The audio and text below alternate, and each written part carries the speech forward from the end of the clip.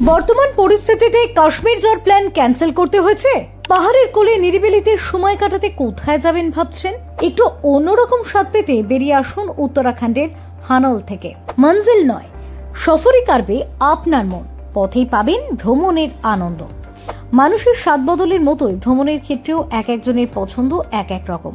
কেউ পছন্দ করেন শান্ত নিরিবিলি ভ্রমণ স্থান, তো কেউ হারিয়ে যেতে পছন্দ করেন গহীন জঙ্গলে, আবার কেউ সমুদ্রের ঢেউ গুনতে ভালোবাসেন।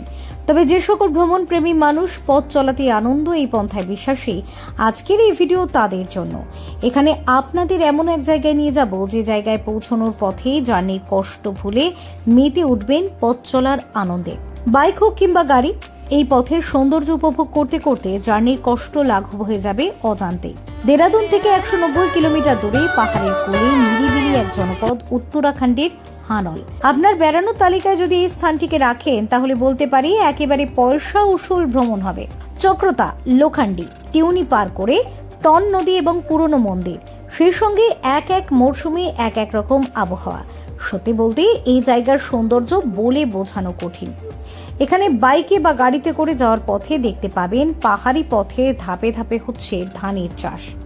বর্ষার সময় মনে হবে যেন পাহাড়ি রাস্তায় রয়েছে সবুজ কার্পেট বিছানো। দেরাদুন থেকে যদি আপনার জার্নি শুরু হয়, তাহলে প্রথমে পড়বে এই ঘাসে ঢাকা উপত্যকা জনপদ চক্রতা। আর এই সফরে আপনার সঙ্গী হবে উঁচু উঁচু পাইন গাছের সারি, যা দেখলে সেই পাইন জঙ্গলে হারিয়ে যেতে চাইবে আপনার মন। জানিয়ে রাখি, হানল যাওয়ার পথে আপনি টিউনিতে রাতে থাকতেও পারেন। তারপর পরদিন সকালে আপনি হানলে যেতে পারেন। সেখানে টন নদী থেকে শুরু করে মহাসু দেবতা মন্দির, প্রাচীন মন্দিরের ভাস্কর্য এবং স্থাপত্য শৈলীও আকর্ষক। সবটাই আপনার মনকে আকর্ষিত করবে। এখানকার পাহাড়ি ঝর্ণা এবং নদী চাইলে ট্রেক করে আশপাশটা ঘুরেও দেখতে পারেন আপনি। কি ভাবলে এমন একটা জায়গায় ঘুরতে যেতে ইচ্ছে করছে না? এবার জানাই কিভাবে যাবেন এই মনোরম জায়গায়। দেরাদুন থেকে প্রায় 190 কিলোমিটার দূরে এই জায়গায় আপনি চাইলে বাইকে কিংবা গাড়িতে করেও যেতে পারেন।